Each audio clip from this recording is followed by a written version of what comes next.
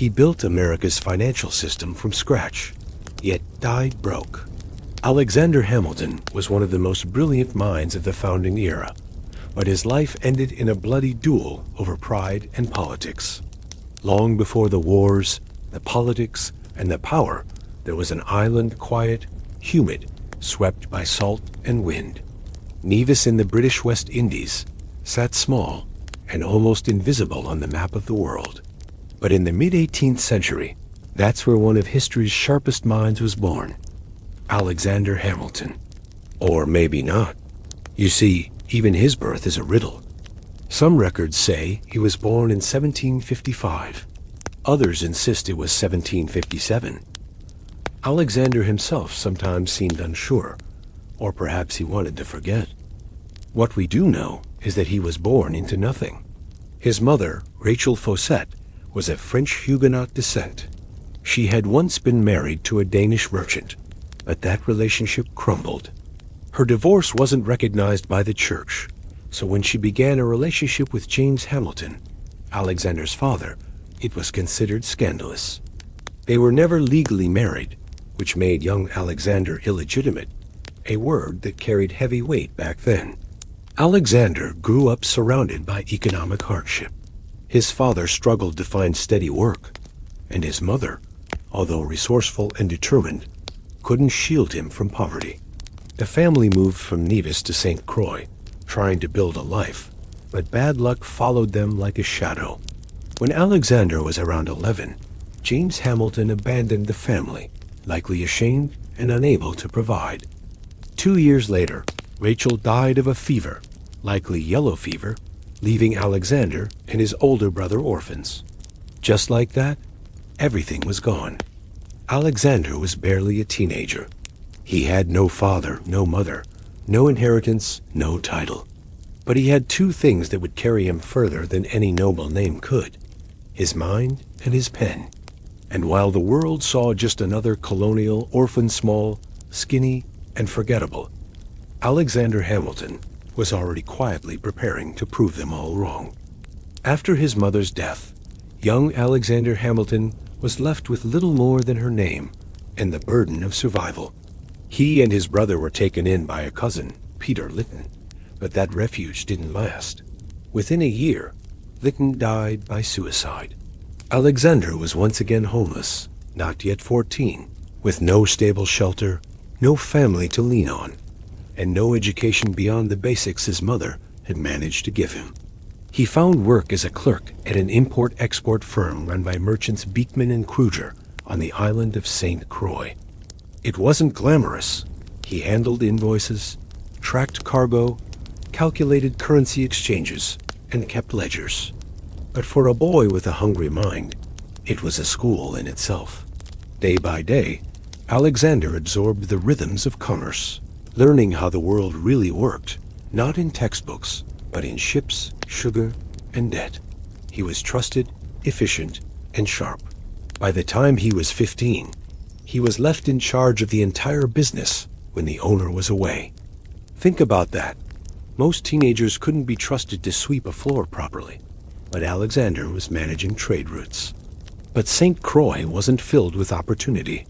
It was thick with slavery, economic despair, and colonial hierarchy. Alexander saw it all up close, and he hated it. He started writing. His letters were thoughtful, observant, sometimes poetic. They weren't just teenage ramblings. They had power, structure, and vision. He'd write about hurricanes as if describing a god's fury. He'd discuss politics, faith, and morality. Then came the storm. In 1772, a hurricane tore through St. Croix. It ravaged buildings, sank ships, and left the island gasping. In the aftermath, Hamilton wrote a detailed account of the disaster for the local newspaper. But it wasn't just a news report, it was art. A 15-year-old boy described wind and water with the grace of a novelist and the insight of a philosopher. Local leaders read the piece and were stunned. Who was this boy? How did he write like that? They passed around his essay, started whispering, and then started collecting donations. The people of St. Croix, impoverished and rebuilding, gathered enough money to send this orphan boy to America. Because even in darkness, genius glows. In the fall of 1772, Alexander Hamilton left the Caribbean behind. He boarded a ship bound for the American colonies, clutching the hopes of the people who believed in him and the burden of becoming someone who mattered.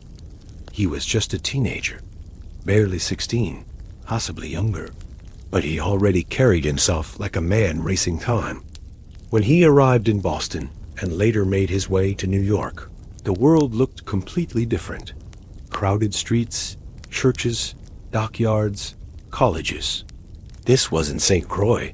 This was chaos, opportunity, fire. He enrolled at King's College, what we now know as Columbia University. It was one of the finest schools in the colonies, and Hamilton wasted no time. He devoured books like a starving man, studying law, philosophy, economics, and political theory, anything and everything. But learning wasn't enough, not for him. He wanted to speak, to write, and more than anything, he wanted to shape the world around him. The colonies, meanwhile, were teetering on the edge of revolution. Tensions with Britain had reached a boiling point. Taxes, soldiers, tyranny.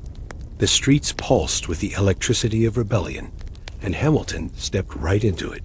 He started writing political essays under pseudonyms, defending the colonists' right to resist British rule. Readers thought the author must be a seasoned scholar or a high-ranking official. When they found out it was a teenager, they couldn't believe it. Soon, Hamilton began giving speeches in public squares, fiery, bold, overflowing with ideas. He wasn't just echoing popular slogans. He was thinking ahead, imagining a new kind of government, a new kind of future. And people noticed. New York was full of revolutionaries, but Hamilton stood out. He wasn't from the elite families. He had no pedigree, but he had something better, vision and the fearless conviction to share it. He drilled with the militia in his free time, trained for war while he studied law, and wrote with the weight of a man twice his age. To some, he was brilliant. To others, arrogant, but no one could ignore him. America had just met Alexander Hamilton, and Alexander Hamilton had just found his battlefield. By the early 1770s, the colonies weren't just complaining anymore. They were preparing to fight. The British Crown had tightened its grip with taxes, troops, and proclamations. And while some men hesitated, others stood up. Alexander Hamilton was one of them. Still a student at King's College, Hamilton couldn't sit still. He joined a New York volunteer militia called the Hearts of Oak. They were young, mostly students, and woefully inexperienced, but what they lacked in training, they made up for in passion. Each morning before sunrise, Hamilton drilled with his comrades in a graveyard beside Trinity Church. They trained with borrowed weapons, learned the basics of formation, and studied British military tactics. At night, he buried himself in books, classics, strategy, economics, philosophy. Day and night, mind and body, Hamilton was preparing for something big. In 1775, when war officially broke out with the battles of Lexington and Concord, Hamilton was ready. He helped lead a daring raid on a British battery in Manhattan, stealing cannons under enemy fire. It was bold, dangerous, and successful, exactly the kind of act that caught attention. Hamilton's leadership was unmistakable. He wasn't just a writer anymore. He was now a soldier, and a good one. Within months, he earned a commission as captain of an artillery company. It was a rare position for someone so young and without connections, but Hamilton had proved himself in both word and action. His company saw action in several key battles, including the Battle of Princeton, where Hamilton's guns helped secure a pivotal victory for the Continental Army. His skill didn't go unnoticed. Commanders praised his discipline and organization. His troops respected him, and news of a brilliant young artillery captain with a silver tongue and steel nerves began to spread. But someone else had noticed, someone who would change Hamilton's life forever. General George Washington, commander of the Continental Army, was constantly on the lookout for men who could think, lead, and act under pressure. And in Alexander Hamilton, he found all three. Hamilton had no way of knowing, but his days as a frontline officer were numbered. He was about to be called somewhere even more powerful than the battlefield. He was about to step inside the war room of a revolution. In 1777, something unexpected happened. Alexander Hamilton, barely in his 20s, commanding an artillery unit with growing respect, received an invitation. General George Washington wanted him not as a field commander, but as part of his inner military staff. At first glance, it might have seemed like a step backward. Hamilton loved the battlefield. He thrived on action, movement, and strategy under fire. But this was different. This was Washington, and this offer wasn't a demotion. It was a doorway into the very heart of the revolution. Hamilton accepted. Washington made him an aide-de-camp, a kind of chief of staff. But in truth, he was far more than a glorified secretary. He became Washington's most trusted advisor, writing letters, orders, and diplomatic messages, many in Washington's voice. Hamilton's pen never stopped moving. His words carried authority, clarity, and purpose. He corresponded with generals, governors, and Congress. When orders needed to be obeyed, Hamilton's letters made sure they were. His writing was as sharp as his thinking, and he worked day and night, often by candlelight, with stacks of parchment and ink-stained hands. Washington relied on him for more than paperwork. Hamilton became a voice in his ear, a strategist, a sounding board. Despite the massive difference in age and status, there was mutual respect. Washington saw in Hamilton something rare, brilliance without hesitation. But Hamilton, despite his loyalty, still craved more. He didn't want to be remembered as just a writer. He yearned to lead men in battle again, to earn personal glory on the field, not just behind a desk. Multiple times, he asked Washington for a combat command. Multiple times, Washington denied him, not out of punishment, but because he couldn't afford to lose him. The tension quietly simmered between them. Washington treated him like a son. Hamilton sometimes chafed at the boundaries, but they needed each other. During these years, Hamilton also forged connections with powerful allies, including Lafayette, John Lawrence, and other revolutionary thinkers. His ideas were expanding. He wasn't just fighting a war, he was dreaming of what came after. A new nation, a government that actually worked, a future he could help design. He was still young, still ambitious, and still just getting started. For 4 long years, Alexander Hamilton served faithfully at George Washington's side. He drafted letters that held armies together, organized supply chains during brutal winters, and helped Washington navigate the fragile egos of generals and politicians. His work was vital, there was no denying that. But inside, a fire still burned. Hamilton wanted the battlefield. He didn't just want to write about war, he wanted to fight it. He saw glory in military leadership, in leading charges, in commanding respect, not just for his intellect, but for his bravery. He had proven himself before, back when he stole cannons under enemy fire and rallied artillery units in battle. But now, confined to paperwork and politics, he felt caged. He asked Washington repeatedly for a field command. Washington declined repeatedly. To Washington, Hamilton was irreplaceable in his current role. He was efficient, brilliant, and dependable. While other aides came and went, Hamilton stayed. And Washington, often isolated, relied on him like few others. But Hamilton saw things differently. Each time another officer earned a battlefield promotion, each time someone else received the praise and recognition he craved, resentment quietly grew. Hamilton wasn't just hungry for action. He was hungry for legacy. He didn't want to be remembered as a behind-the-scenes figure. He wanted his own legend. The tension reached a breaking point in early 1781 after a minor misunderstanding. Hamilton kept Washington waiting outside a room for just a few minutes. Washington snapped. He rebuked Hamilton sharply. And Hamilton, already simmering with frustration, resigned from his staff position soon after. It was bold, some might say reckless. But for Hamilton, it was a necessary gamble. He had served loyally. He had earned trust. And now he would take his fate into his own hands. Still, even after resigning, he didn't abandon the cause. He remained connected to the army, continued writing, and kept pushing for a command of his own. And finally, that chance came later that year. Washington offered him what he had waited for, his own battalion. The war wasn't over yet, and neither was Alexander Hamilton's climb toward greatness. After years of waiting, writing, and proving himself behind the scenes, Alexander Hamilton finally received what he'd been chasing: command of his own battalion. It was the spring of 1781. The American Revolution was grinding into its final decisive stages, and all signs were pointing toward Yorktown, Virginia. There, British General Cornwallis had dug in with thousands of troops, waiting for reinforcements from the sea. What he didn't know was that the Franco-American alliance was about to strike with full force.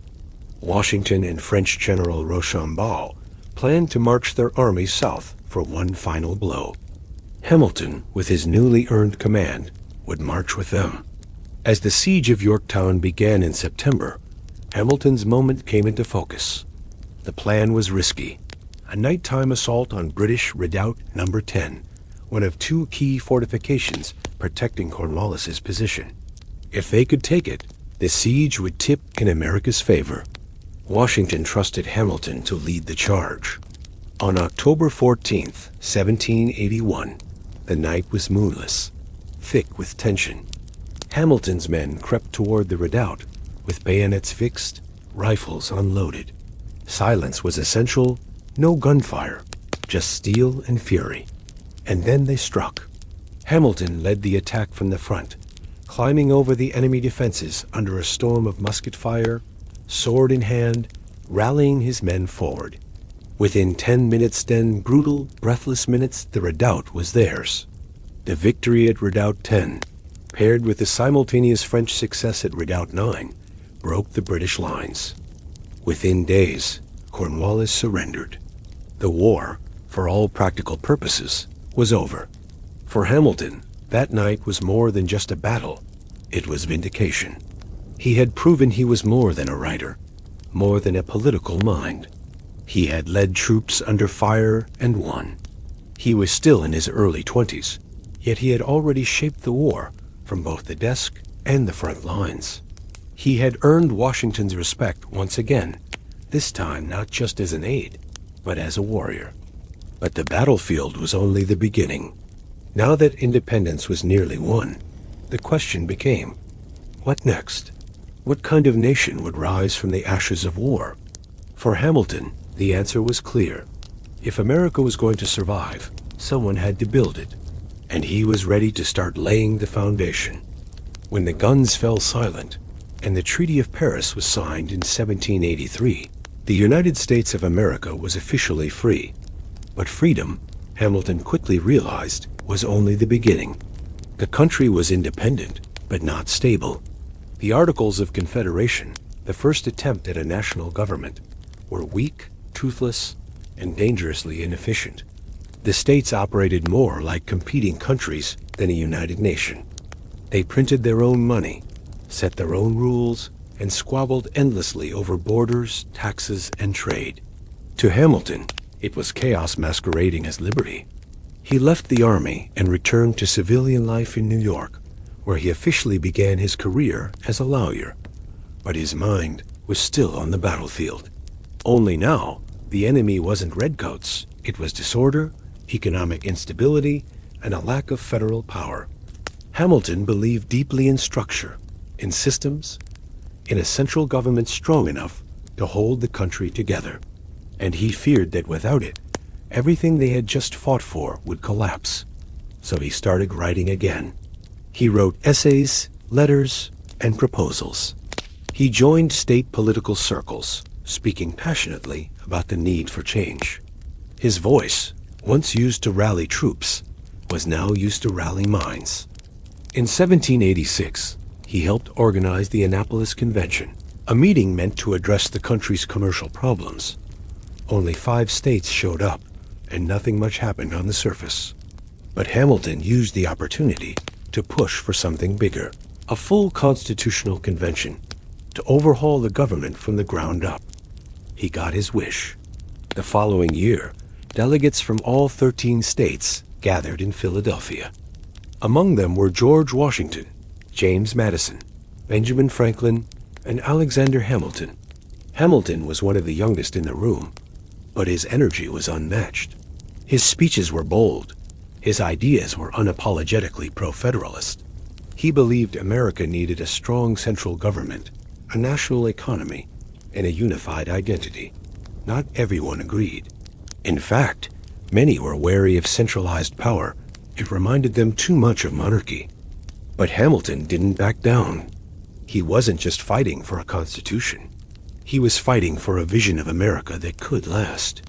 Because revolutions may win freedom, but only structure can keep it. The Constitutional Convention of 1787 was a turning point for America and for Alexander Hamilton. For 4 hot months in Philadelphia, delegates debated, argued, and rewrote the blueprint for a new government. And while Hamilton wasn't the loudest voice in the room, he was one of the most unshakably determined. His vision was ambitious. Some said too much so. Hamilton argued for a strong central government, a president with real executive power, and even a Senate that served for life. These ideas didn't sit well with many of the delegates, who had just thrown off a king and weren't keen on anything that smelled like monarchy. In the end, Hamilton's more extreme proposals weren't adopted, but many of his broader principles, strong federal authority, a robust executive branch, and the supremacy of national law, made it into the final Constitution. Still, the fight was far from over. The Constitution had been written, yes, but it still needed to be ratified by the states. And that wouldn't be easy. Opposition was fierce, especially from people who feared losing state power or saw the new federal system as a threat to individual liberty. So Hamilton went to war again, not with guns, but with his greatest weapon, his pen. He joined forces with James Madison and John Jay to write a series of essays defending the new Constitution, published under the shared pseudonym Publius. These essays were aimed at ordinary citizens, clear, logical, and persuasive. Hamilton wrote the majority of them, 51 out of the 85 essays, sometimes drafting several per week, late into the night by candlelight. These became the Federalist Papers. Each essay tackled a different question. Why do we need a stronger government? How will checks and balances protect freedom? Why should people trust a national judiciary? Hamilton poured his soul into these arguments. He wasn't just defending a document. He was defending the very future of the Republic. And it worked. Slowly, state by state, the Constitution was ratified. In 1789, it officially became the supreme law of the land. The United States now had a government, and Alexander Hamilton wasn't just one of its architects. He was about to become its chief engineer. In 1789, the new American government took its first breath. George Washington was unanimously elected as the first president of the United States. And when it came time to fill his cabinet with the sharpest minds in the country, he knew exactly who he wanted to manage the nation's finances: Alexander Hamilton. Hamilton was sworn in as the first Secretary of the Treasury, a title that might have sounded bureaucratic, but in reality came with a staggering challenge. The United States was broke. There was no national currency, no central banking system, no public credit. The government owed millions in war debts to foreign allies, private citizens, and even its own soldiers. The economy was fractured, unstable, and teetering on collapse. To most, it seemed like a disaster. To Hamilton, it was an opportunity. He got to work immediately, drafting reports, crunching numbers, and designing a financial system from scratch. His goal wasn't just to solve the present crisis, but to lay the foundation for a strong, modern economy. His first move was bold. The federal government would assume all state debts from the Yale Yale Revolutionary War. This meant the national government would now owe money, not the individual states. Many saw this as dangerous. Hamilton saw it as brilliant. Why? Because if the federal government owed money, lenders, especially the wealthy elite, would have a vested interest in its survival. Next, he proposed the creation of a national bank, a central institution that could manage government funds, issue stable currency, and stimulate economic growth. He also introduced tariffs and taxes designed to protect American manufacturing and help generate revenue. To Hamilton, economics wasn't just about math. It was about power. He believed that a strong economy would lead to a strong nation, and that public credit, once restored, would attract investment, create jobs, and elevate the United States on the global stage. But not everyone shared his vision. His policies triggered fierce opposition, especially from Thomas Jefferson and James Madison, who feared that Hamilton was creating an elite, centralized government too similar to Britain's monarchy. Still, Washington backed him, and slowly but surely, Hamilton's ideas took root. The U.S. economy began to stabilize. Confidence grew. The dollar gained value. In just a few years, Hamilton had taken a bankrupt, fractured collection of states and given it the beating heart of a functioning economy. He wasn't just managing money. He was building a nation. As Alexander Hamilton's financial system began to take shape, so did his reputation, not just as a brilliant architect of the economy, but as a polarizing force in American politics. To his supporters, Hamilton was a genius, a man who turned chaos into order and gave the young nation a real future. But to his critics, he was dangerous, too bold, too centralized, too British in style, with his talk of national banks, strong executives, and urban industry. And no critic was louder or more persistent than Thomas Jefferson. Jefferson, the Secretary of State, was Hamilton's opposite in nearly every way. Where Hamilton believed in cities, commerce, and concentrated federal power, Jefferson believed in rural life, individual liberty, and limited government. He saw America as a land of farmers and freedom, not financiers and federal banks. The two men couldn't have disagreed more. To Jefferson, Hamilton's national bank was unconstitutional. His debt plan was a favor to the wealthy.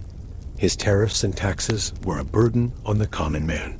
He believed Hamilton was steering the country toward a dangerous aristocracy where elites ruled and liberty suffered.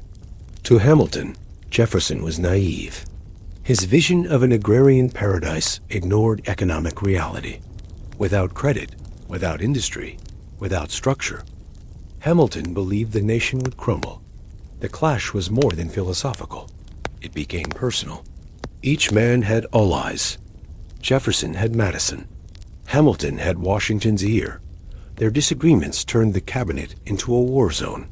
Washington, though respectful of Jefferson, often sided with Hamilton. He valued results, and Hamilton delivered them. Still, the feud grew.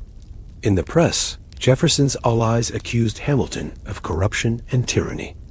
In return, Hamilton's supporters painted Jefferson as weak and idealistic. What began as debate quickly hardened into rivalry, and eventually birthed something new in American history: political parties. Hamilton's followers became known as the Federalists. Jefferson's, the Democratic Republicans. The country, still young and fragile, was now splitting into factions. It wasn't what the Founding Fathers had wanted, but it was what the moment demanded.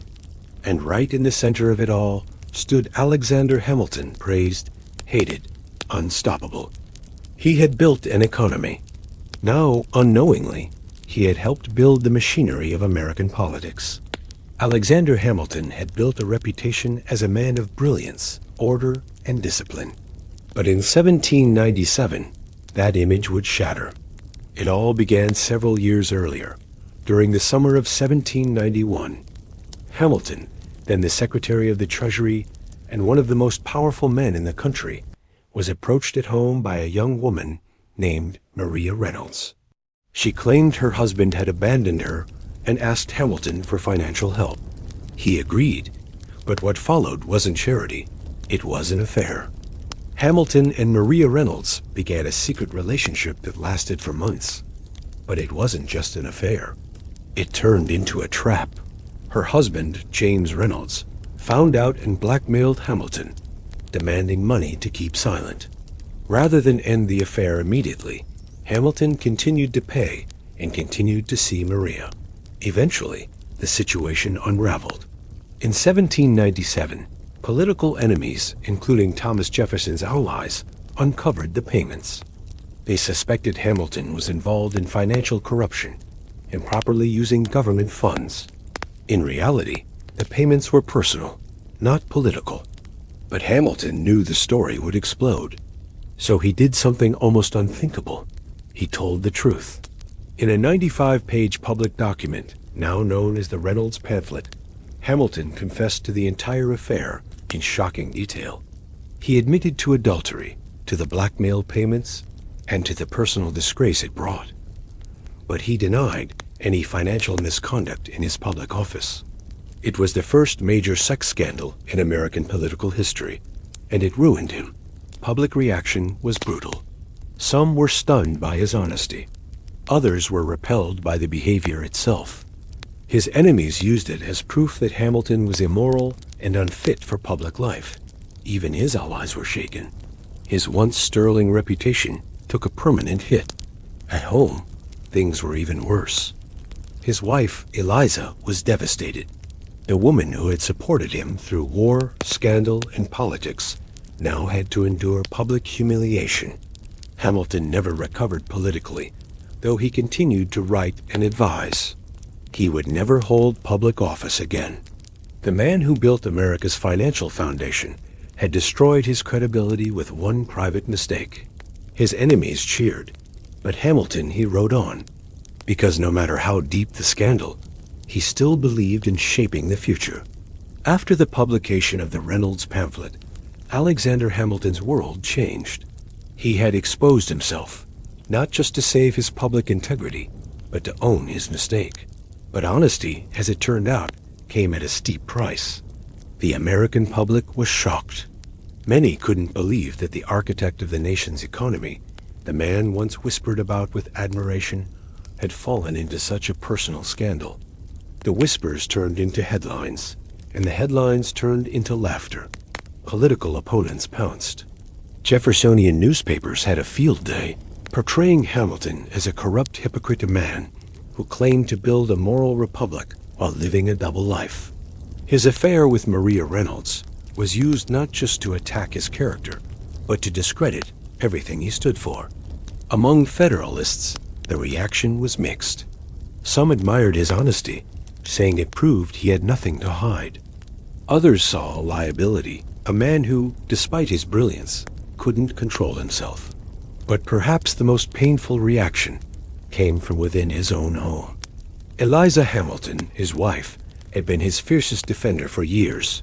Through war, politics, and public pressure, she had stood by him. But this time, Hamilton had betrayed her trust in the most public way possible. The damage to their marriage was deep and personal. Still, she didn't leave him. And Hamilton, wounded but not silenced, continued to write. He may have lost public favor, but he had not lost his sense of duty. He remained an influential voice behind the scenes during the contentious presidential election of 1800. Hamilton, no longer in office, tried to shape the outcome anyway. Although he was a Federalist, Hamilton did not trust President John Adams, the head of his own party. The two men had grown to despise each other. So in a move that shocked even his allies, Hamilton publicly attacked Adams in a scathing pamphlet, calling him unstable and unfit for office. It was political suicide. The attack fractured the Federalist Party and opened the door for Thomas Jefferson to win the presidency. Hamilton had intended to steer the outcome, but ended up sinking his own side. He had once controlled America's finances. Now he was an outsider in a country he helped build.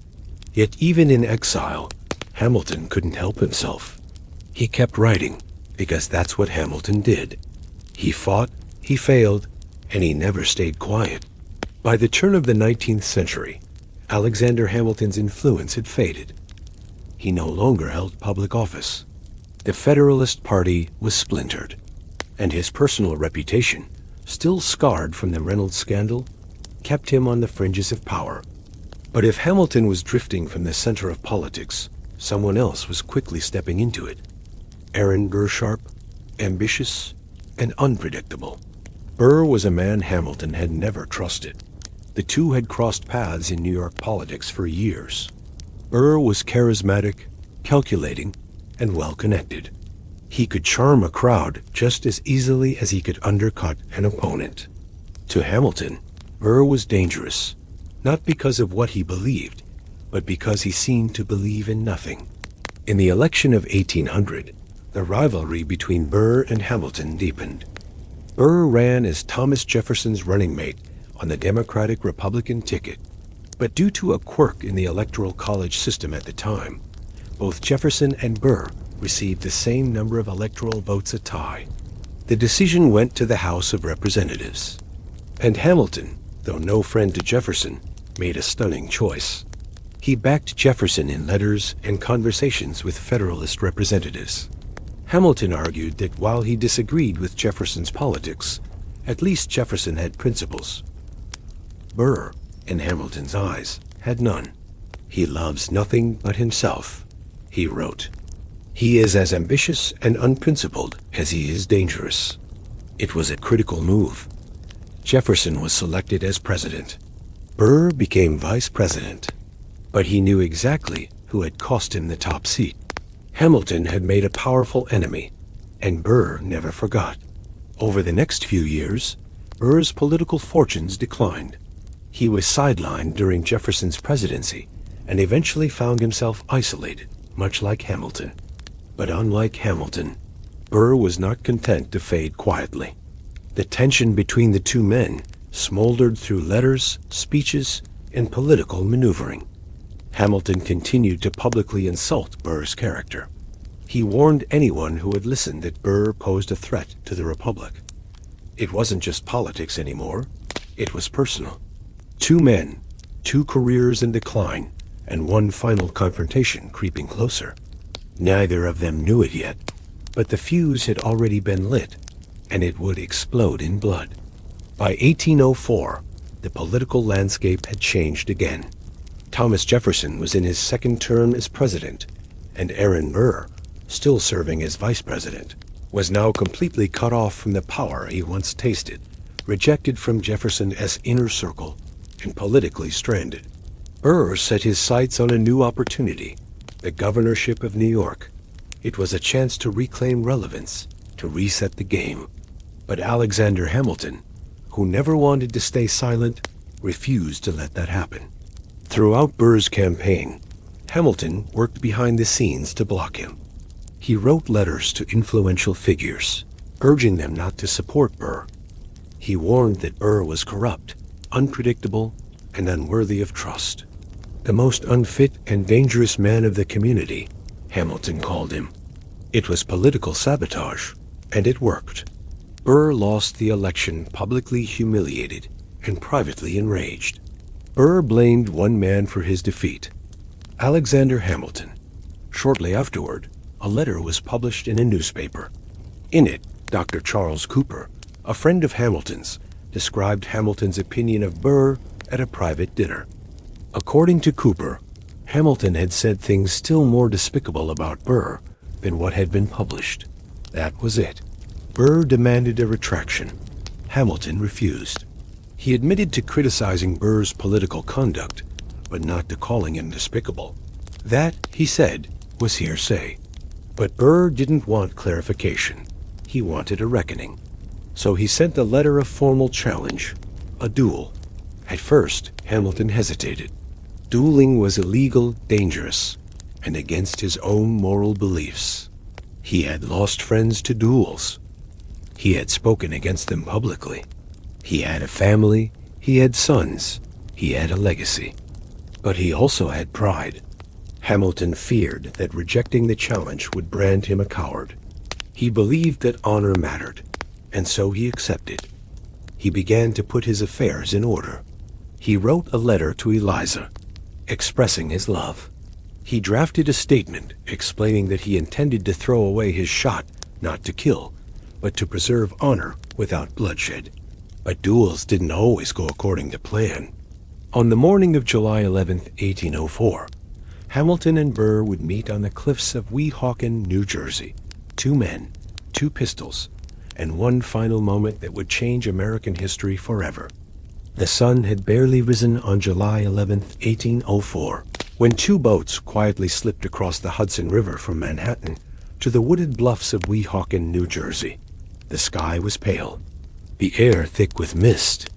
It was a place chosen deliberately remote, hidden from the law and stained with history. Just a few years earlier, Hamilton's own son Philip had died in a duel here. Now, Alexander Hamilton had returned to face his own end. He arrived with his second, Nathaniel Pendleton. Aaron Burr brought his own second, William Van Ness. The pistols were prepared. The distance was measured 10 paces apart. Burr, tall, composed. Hamilton, quiet but resolute. What exactly happened in the seconds that followed remains a mystery. Hamilton had claimed beforehand that he intended to throw away his shot, to aim high to avoid bloodshed, to meet the challenge without killing. Some accounts say he fired into the air deliberately, missing. Others believe he flinched or fired by reflex. But what isn't in question is what Burr did next. He raised his pistol. He fired. The bullet struck Hamilton in the lower abdomen, shattering his ribs, tearing through his liver, and lodging in his spine. He collapsed almost instantly. Burr, stunned by the damage, stepped forward, then turned and walked away. Hamilton was rushed back across the river unconscious, bleeding, and barely alive. He was taken to the home of a friend in Greenwich Village, where his family soon gathered. He lived for 31 hours. During that time, he drifted in and out of consciousness. He spoke to his wife Eliza, asked for forgiveness, and received last rites. His friends came to say goodbye. His children held his hand. And then, on the afternoon of July 12, 1804, Alexander Hamilton died. He was 47 years old. The man who had fought in the Revolution, built the nation's financial system, written the bulk of the Federalist Papers, and shaped the very structure of the United States, was gone killed in a duel that history would remember as a tragedy, a waste, and a final chapter written in gunpowder and pride. But Hamilton's story didn't end there, because death has a strange way of echoing, especially when a legacy refuses to be buried. As news of Alexander Hamilton's death spread across New York City, shock rippled through every corner of the young republic. Crowds gathered in silence outside his home. Federalists mourned the loss of their intellectual anchor.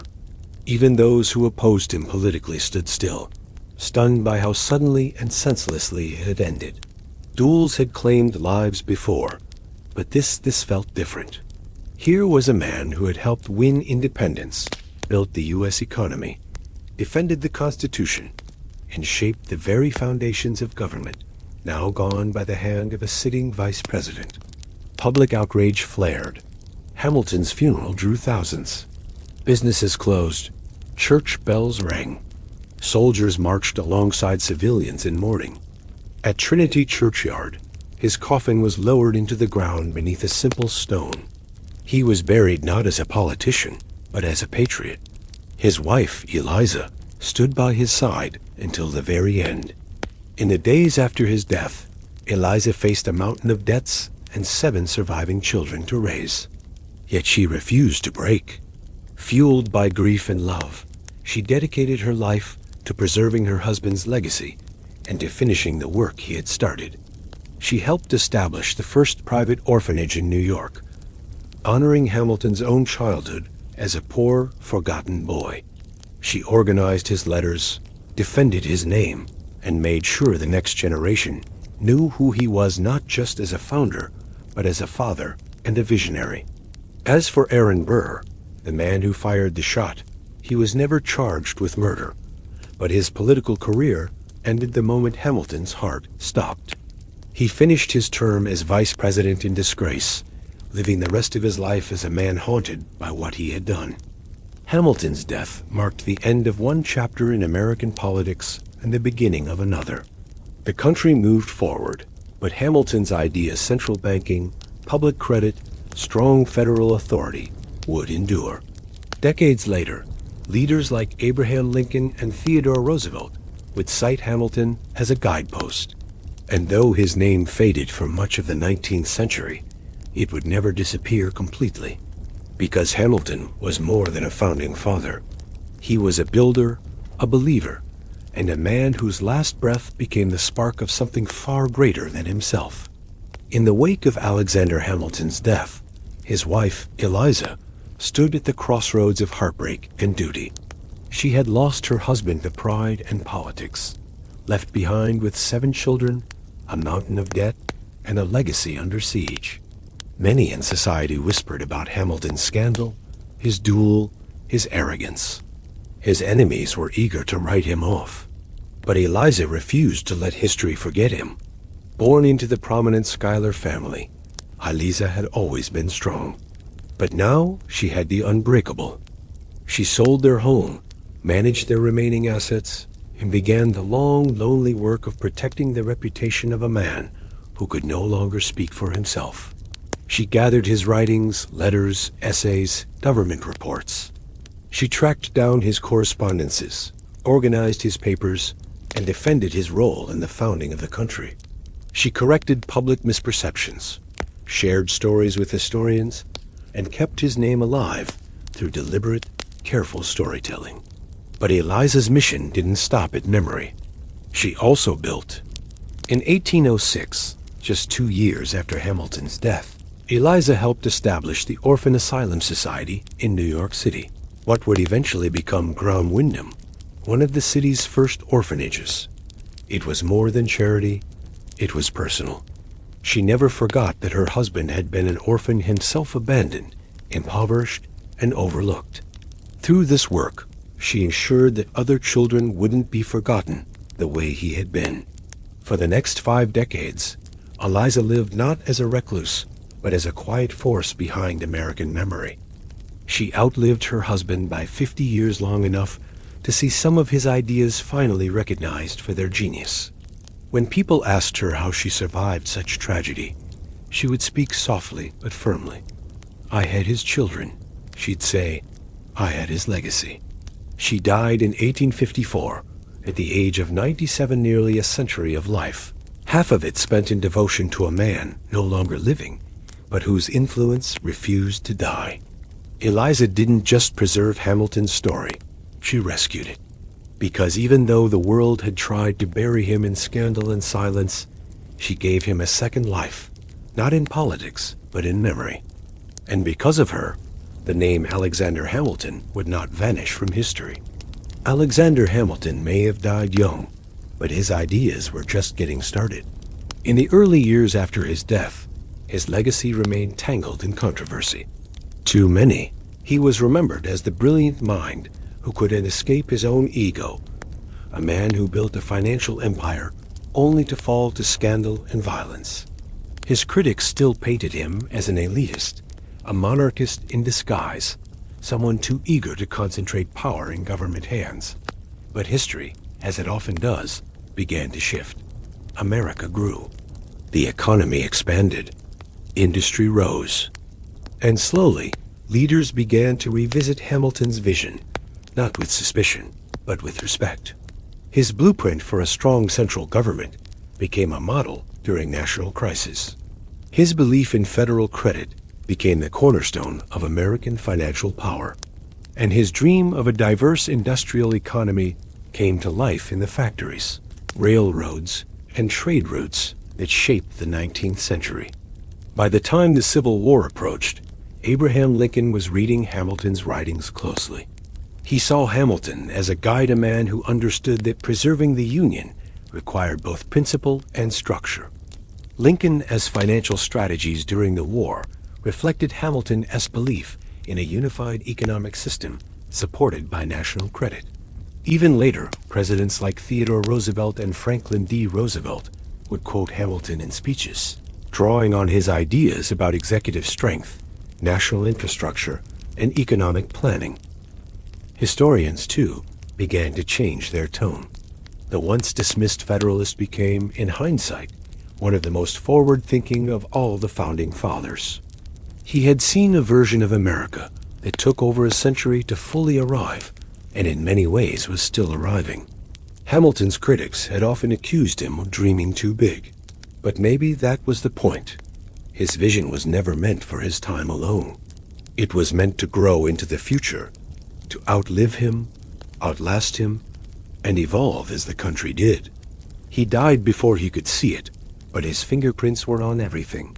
The banks, the courts, the Constitution, the very concept of a nation, bound not by blood or region, but by ideas. As the 19th century rolled on, Alexander Hamilton's name began to fade. Other founding fathers rose to mythic status: George Washington, the noble general; Thomas Jefferson, the philosopher-president; Benjamin Franklin, the beloved genius. Their stories were retold in classrooms, statues, and textbooks.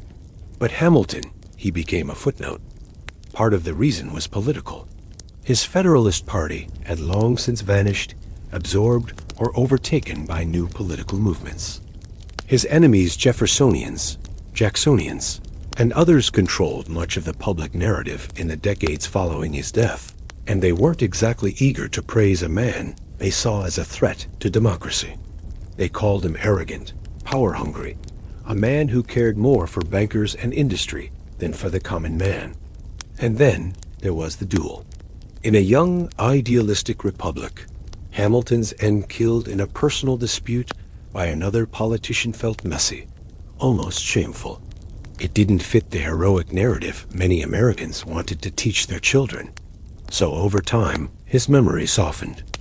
The Federalist Papers, once a cornerstone of constitutional debate, were still read, but often without much attention to the man behind most of them. His economic policies lived on in practice, but not in name. He quietly became the founder people forgot. But not everyone forgot. Legal scholars, economists, and historians kept digging into his work. Some praised his brilliance, his foresight, his ability to predict the needs of a nation still in its infancy. Others admired the raw determination of a man who rose from nothing, an illegitimate orphan from the Caribbean, into one of the most influential figures in American history. Even still, for most of the 19th and 20th centuries, Hamilton remained a second-tier figure, respected, but not revered. His portrait was placed on the $10 bill, but few people gave it more than a passing glance. He had a statue or two, a few schools named in his honor, and a tomb in Trinity Church. But he wasn't celebrated the way Washington or Lincoln were. It seemed history had quietly tucked him away. But Hamilton had always been underestimated. And like he had done so many times before, he was quietly waiting for a chance to rise again. This time, not through politics, but through something no one saw coming. For nearly 2 centuries, Alexander Hamilton's story remained largely in the background of American memory, until one man picked up a book at an airport, and everything changed. In 2004, historian Ron Chernow published a groundbreaking biography titled Alexander Hamilton. It was rich, detailed, and deeply humanizing. Instead of focusing only on policy or scandal, it painted a full picture of a complex man, flawed, brilliant, ambitious, relentless, a man who had risen from nothing to shape a nation. The book was praised by scholars, but it reached someone entirely unexpected. A young playwright and musician named Lin-Manuel Miranda. On vacation in Mexico, Miranda brought Chernow's biography along as light reading. By the second chapter, he was stunned. "This is the most hip-hop story I've ever read," he said. A poor kid from the Caribbean who used words to rise to the top. It didn't just resonate, it sounded like music. And so Hamilton's second act began not in Congress, but on Broadway. In 2015, Miranda's musical Hamilton premiered at the Public Theater in New York City, a bold, genre-defying mix of hip-hop, R&B, and traditional show tunes. It reimagined the Founding Fathers as young, diverse, and deeply flawed revolutionaries. Hamilton, played by Miranda himself, was portrayed as a lyrical genius, a political fighter, and a man burning with purpose and insecurity. The show cast actors of color in the roles of America's founders, giving new voice and new relevance to an old story. The audience was electrified. The show moved to Broadway later that year, earned a record-breaking 16 Tony Award nominations, won 11, and went on to win the Pulitzer Prize for Drama. It became a cultural phenomenon, pulling Hamilton's legacy out of dusty textbooks and into the hearts of millions. Suddenly, the world wanted to know, who was Alexander Hamilton? Students began reading the Federalist Papers. Visitors flocked to Trinity Church and the Hamilton Grange. Sales of Cherno's biography skyrocketed. And more than anything, people began to understand what Eliza Hamilton had fought so hard for, to make sure her husband's story was not forgotten. When Hamilton, an American musical, exploded onto the stage, it didn't just entertain, it educated. For many in the audience, especially younger generations, this was their first deep introduction to Alexander Hamilton, and not the Hamilton from old history books. The musical brought him to life with rhythm, emotion, and modern urgency. Suddenly, students were quoting Federalist No. 10 in classrooms. History teachers were updating lesson plans. College courses began including the lyrics alongside primary source documents. Museums saw surges in attendance. Even Google searches for Alexander Hamilton spiked into the millions. Hamilton had become cool, but it wasn't just about music or rhyme schemes. The story resonated because it was universal. Here was a man born out of wedlock, raised in poverty, an immigrant with no status or title, who rose by the sheer power of his intellect, ambition, and resilience. His flaws, his pride, his temper, his insecurities were not hidden but explored. In many ways, Hamilton became a mirror for immigrants, for underdogs, for dreamers, for anyone who had ever been told they didn't belong. Lines like, "I am not throwing away my shot," or "Immigrants, we get the job done," became rallying cries. The themes of legacy, sacrifice, and the weight of history struck chords in a divided, uncertain world. And while the musical took creative liberties, as all dramatizations do, it sparked something rare: genuine curiosity about the real man behind the melody. Historians, at first skeptical, began to applaud the phenomenon. It didn't replace academic study, but it opened doors. It got people asking questions. It brought forgotten stories into the light. The show's cultural impact even reached the highest levels of government. Former President Barack Obama called it a story about America then, told by America now. Tickets were gifted to students. The cast performed at the White House. More than 2 centuries after his death, Hamilton was not just remembered, he was relatable. In his own time, he often felt like an outsider, misunderstood, too bold, too fast, too much. But now, the world has finally caught up, and the man once buried by scandal and politics now had history's full attention. Because once forgotten stories are told loud enough, they can echo through time. As the spotlight returned to Alexander Hamilton in the 21st century, people began to look at his ideas, not just his life, and realize something extraordinary. So much of what America is came from him. From the very beginning, Hamilton was thinking not just about independence, but about what came next. While others fought to break free from Britain, Hamilton focused on how to build something that would last.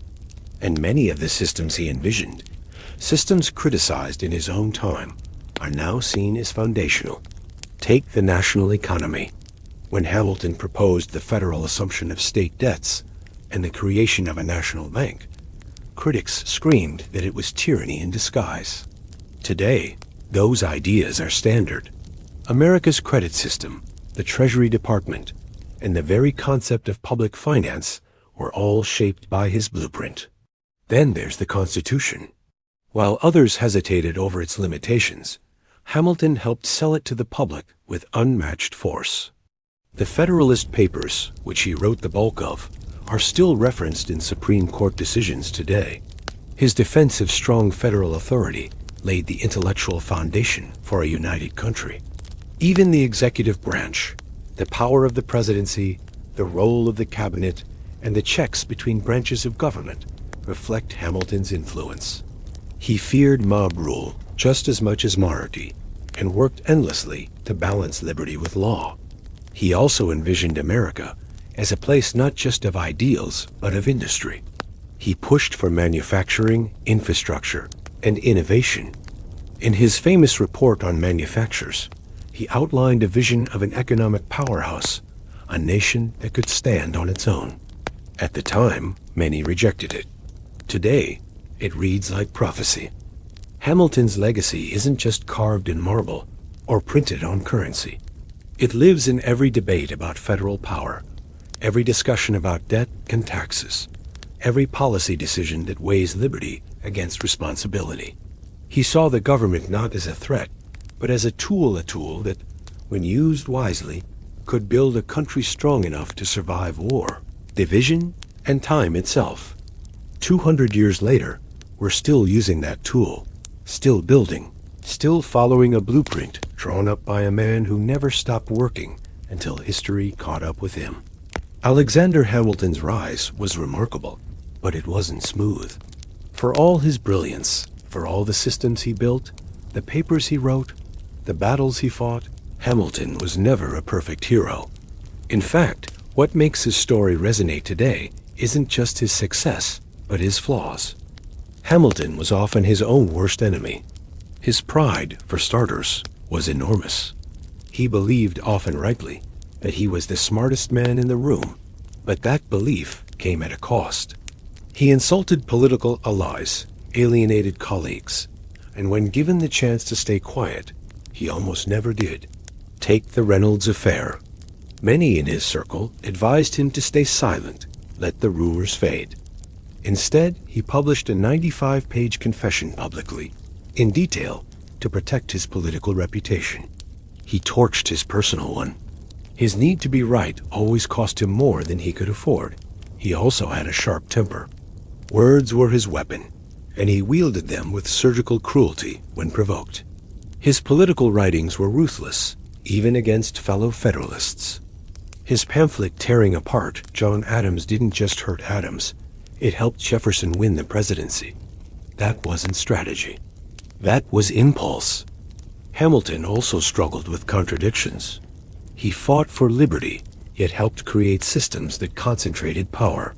He distrusted the masses, yet built mechanisms to protect their future. He was an immigrant who feared the instability of democracy, a champion of merit who often spoke like an aristocrat, and perhaps the deepest contradiction of all, he was a man obsessed with legacy who died in a duel that almost erased it. And yet, isn't that what makes him relatable? Hamilton wasn't untouchable like Washington. He wasn't quietly calculating like Madison. He was loud, fiery, ambitious, and deeply human. He worked himself to the bone because he never felt secure. He pushed too hard because he feared being forgotten. He made mistakes because he refused to play safe. And that's why, centuries later, his story still speaks. Because Hamilton wasn't a legend carved in stone. He was flesh and blood, genius and flaw man who tried, failed, rose, fell, and kept going. He wasn't perfect. He was real. Legacies are strange things. Some are carved in stone immediate, obvious, larger than life. Others are quieter, buried for a time, waiting for someone to dust them off and see them clearly. Alexander Hamilton's legacy lived somewhere in between. In his lifetime, he fought for influence. After his death, he faded into the background. But now, more than 200 years later, he's everywhere, in classrooms, theaters, political debates, and social movements. What makes his legacy so powerful today isn't just what he did, it's what he represents. He's the immigrant who built a nation's economy, the orphan who stood beside a general, the outsider who stepped into the core of power and refused to apologize for being bold. In a country built on opportunity, Hamilton's story is the ultimate proof that you don't need to be born into greatness to achieve it. But to Hamilton, legacy was never about statues or songs. It was about impact. He once asked a haunting question. What is a legacy? It's planting seeds in a garden you never get to see. He didn't live to see his economic system flourish. He didn't see his Constitution endure centuries.